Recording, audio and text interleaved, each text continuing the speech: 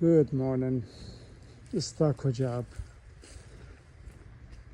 This is the garage and stucco is all done here. So smooth and beautiful.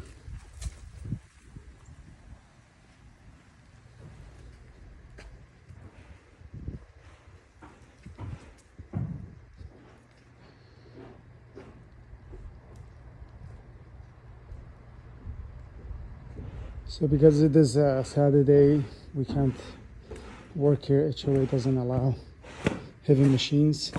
So that's why stucco guys stopped and they're coming back on Monday. But we can do some quiet work here, and that's what we've been doing. This is the wall from the garage to the house. And here, when the installation guys came, put the foam here. And we cut the foam and ran a bead of really good quality cotton all around. So once we have the drywall here, it is completely sealed. No bugs, no termite, no fume. It's completely 100% airtight. And that top, I had discussed that on a previous video. That top portion that usually builders leave that just open, so drywall goes this way and then goes this way, and then there's a huge opening from the outside to the garage, and from all of these openings the fume and dirty air from the garage would go into the house. So that's not happening here. What I did here, from the inside, that portion has been spray foamed, and we use two kinds of spray foam here.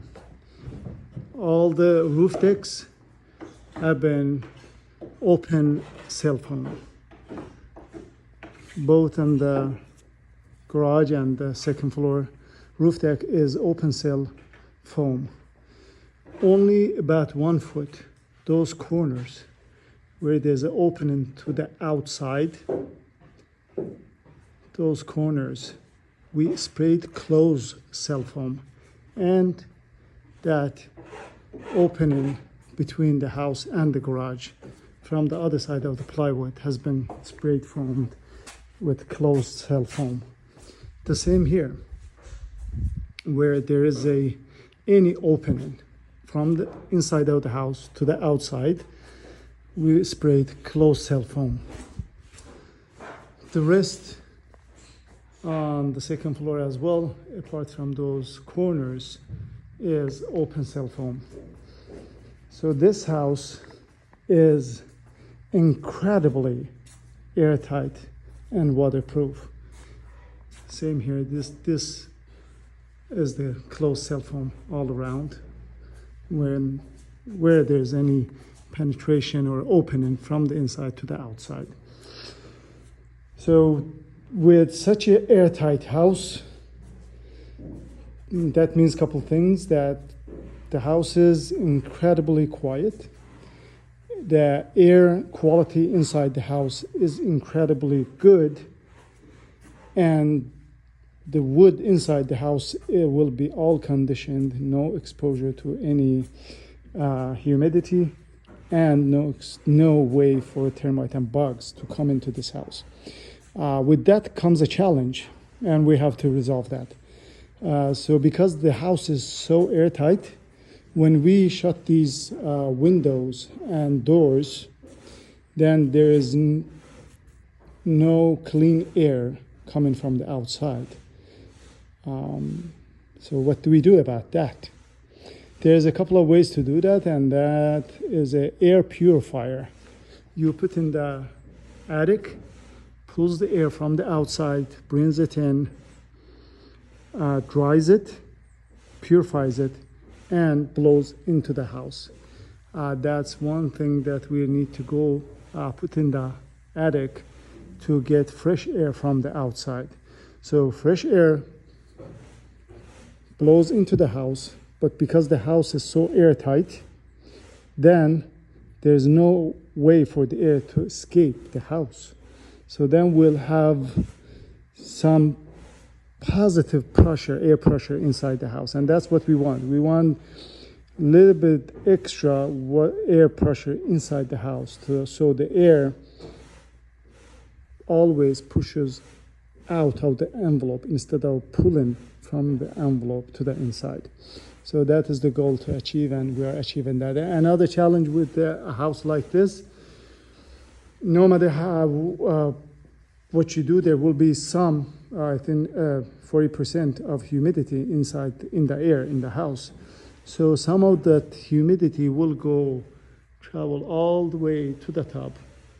And because the humidity travels, they jump on the hot air and they travel to the top. So there might be some humidity all the way on the ridge. So to resolve that, to mitigate that, we might have to put a dehumidifier in the attic on the top floor. That, and when I was trying to do this spray foam here, and I was talking to all of these builders and developer friends, and they had some concerns. And one of them was that, if you put a foam, when and if your house leaks, you will never know. Open cell absorbs all the water. Closed cell will not let in the water, and your roof deck will start rotting. The thing is that that most likely is not going to happen. We have a incredible peel and stick underlayment on the roof, and also we're going to do a really airtight, good waterproofing on the roof, tile roof we are going to do. So, and another way is to put a moisture sensor in the attic. There's a device you put in the attic, and if there is any extra moisture in the attic, that could be a leakage or that could be just a humidity accumulating in the ridge, you will know. So there is no surprises here. So very excited, all done with the installation, passed all of our trade inspections, and we are starting drywall next week. And we're going to start, I'm going to tell them to start with the bathroom, so they knock out the bathrooms first, so while they're working on the rest of the house, my tile guys can come in and do their tiles. We'll keep you posted with incredible tips and tricks here in my house.